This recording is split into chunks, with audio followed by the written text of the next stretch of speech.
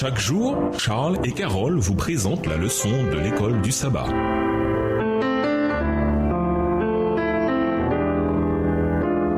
Bienvenue dans votre émission. Dieu nous parle. Voilà la leçon de jeudi. Babylone, centre de l'idolâtrie. Voici un autre indice qui permet d'identifier clairement le mystère de Babylone la Grande. Au cœur du culte babylonien, il y avait l'idolâtrie. Lisons Jérémie 50, les versets 33 à 38 et Jérémie 51, les versets 17 et 47. Que découvrez-vous dans ces versets sur le culte babylonien antique des images et la réaction de Dieu à ce culte? Jérémie 50, les versets 33 à 38. Ainsi parle l'Éternel des armées. Les enfants d'Israël et les enfants de Juda sont ensemble opprimés. Tous ceux qui les ont emmenés captifs les retiennent et refusent de les relâcher. Mais leur vengeur est puissant, lui dont l'Éternel des armées est le nom. Il défendra leur cause afin de donner le repos au pays et de faire trembler les habitants de Babylone. L'épée contre les Chaldéens, dit l'Éternel, contre les habitants de Babylone, ses chefs et ses sages. L'épée contre les prophètes de mensonges, qu'ils soient comme des insensés. L'épée contre ces vaillants hommes, qu'ils soient consternés. L'épée contre ses chevaux et ses chars, contre les gens de toute espèce qui sont au milieu d'elle, qu'ils deviennent semblables à des femmes. L'épée contre ses trésors, qu'ils soient pillés. La sécheresse contre ses eaux, qu'elles tarissent, car c'est un pays d'idoles. Ils sont fous de leurs idoles. Jérémie 51,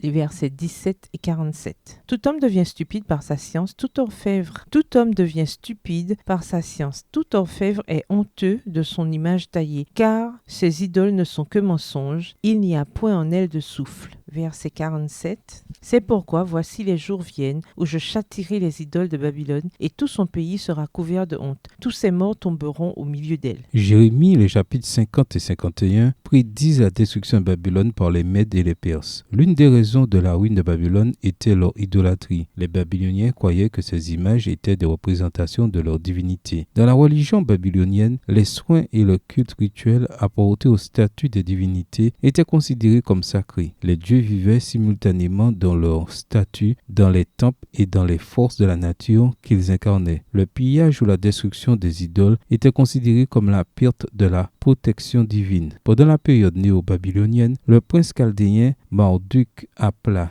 Idina II s'enfuit dans les marais méridionaux de Mésopotamie, en emportant les statues des dieux babyloniens, en espérant qu'elle les sauverait des armées de Sennacherib d'Assyrie. Extrait de Ancient Mesopotamia, New Perspectives, Ancienne Mésopotamie, Nouvelle Perspective, de Jane Eyre McIntosh, page 35 à 43. Les prophètes de la Bible opposaient le culte de ces images inertes au Dieu créateur qui était à la fois vivant et source de vie. Jérémie 51, les versets 15, 16 et 19.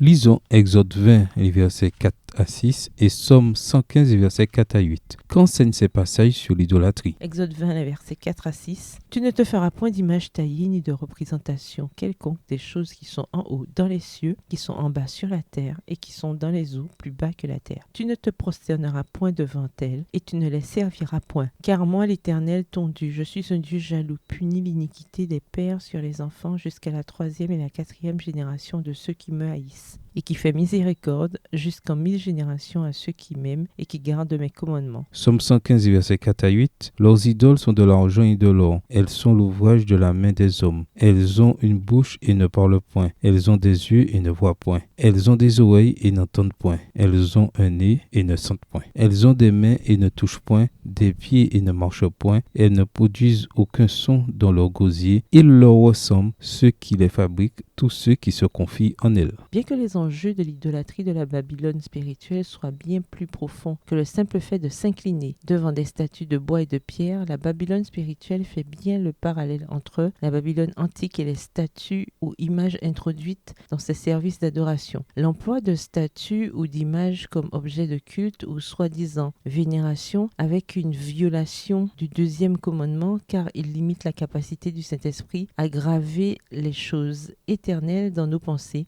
et il réduit la majesté de Dieu à une statue inerte. Ces images ont été introduites par le christianisme au IVe siècle pour le faire accepter des masses païennes. Malheureusement, on leur attribue souvent le caractère sacré et l'hommage qui ne reviennent qu'à Dieu, ce qui rend toute cette affaire spirituellement dégradante. Au revoir. Et à demain si Dieu veut. Dieu nous parle. Chaque jour, Charles et Carole vous présentent la leçon de l'école du sabbat.